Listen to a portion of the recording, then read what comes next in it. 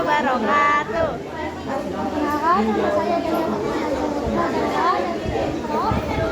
Saya Kesia Jemas Ramadhani sebagai kontak. Jadi teori evolusi menjelaskan bahwa makhluk hidup mengalami perubahan melalui seleksi alam.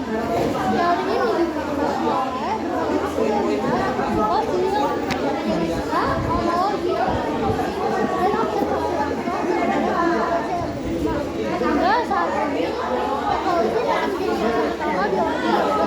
Saya menolak teori evolusi Darwin sebagai dijelaskan oleh Harum Yahya. Menurut beliau, teori evolusi tidak pernah berhasil membuktikan perubahan satu spesies menjadi perubahan spesies lain. Fosil yang ditemukan justru menunjukkan bahwa makhluk hidup muncul secara tiba-tiba dan sempurna tanpa bentuk spesies. Kebenaran tersebut tidak terdiri gaya fosil tradisional ditemukan.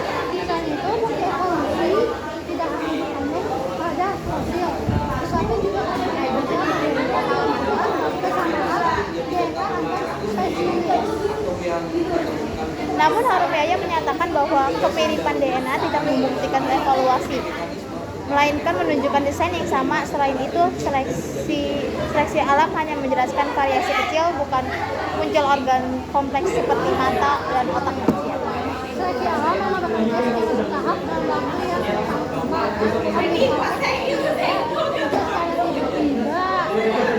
Melainkan berkembang dari struktur sederhana yang memiliki fungsi. Hal ini telah dijelaskan melalui penelitian evolusi bertahap yang menggunakan ilmu biologi dan ilmu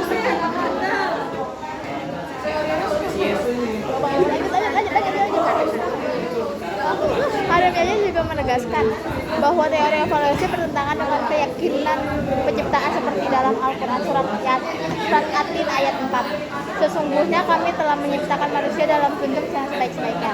Ayat ini menunjukkan bahwa manusia diciptakan dalam keadaan sempurna, bukan hanya perubahan bertahap. Selain itu, teori ini belum pernah dibuktikan oleh eksperimen langsung. Teori ilmiah tidak harus bertentangan dengan keyakinan. Para sains dan agama memiliki role yang berbeda. Evolusi dan teori ilmiah yang berfungsi melalui observasi dan prediksi, bukan melalui kepercayaan. Banyak teman yang menerima evolusi sebagai mekanisme alamiah.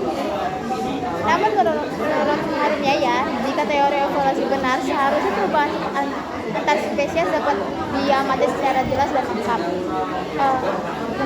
Kenyataannya, hingga kini tidak ada spesies yang berubah menjadi spesies lain secara langsung. Perlu dipahami bahwa evolusi melalui namanya yang lama, bahkan jutaan tahun. Sehingga tidak dapat diamati secara langsung dalam populasi. Meski begitu, bukti evolusi dapat dilihat melalui perubahan genetik, fosil, klasifik, serta Harum Yahya juga berpendapat bahwa mutasi genetik justru merusak, bukan membangun formasi baru yang dapat menghasilkan makhluk hidup yang lebih kompleks. Oleh karena itu, mutasi tidak dapat dijadikan dasar terbentuknya spesies baru.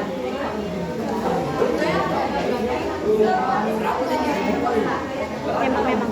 benar sebagian besar mutasi bersifat natural atau menyebar. Tapi ada mutasi yang menentukan.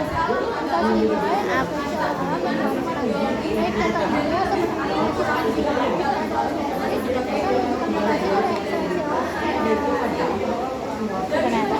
Tetapi teori evolusi masih dianggap sebagai teori, bukan fakta mutlak. Harum Yahya menilai bahwa teori ini dipaksakan sebagai kebenaran meskipun masih memiliki banyak kelemahan.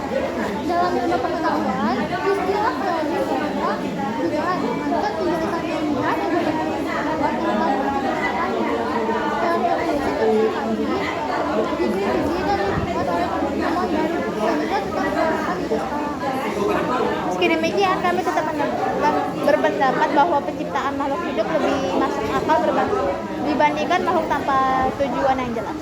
Teori evolusi Darwin tidak membahas penciptaan, melainkan menjelaskan proses alamiah perubahan makhluk hidup. Teori ini didukung oleh berbagai cabang ilmu modern dan tidak mengadakan keyakinan, melainkan membantu manusia memahami mekanisme secara ilmiah.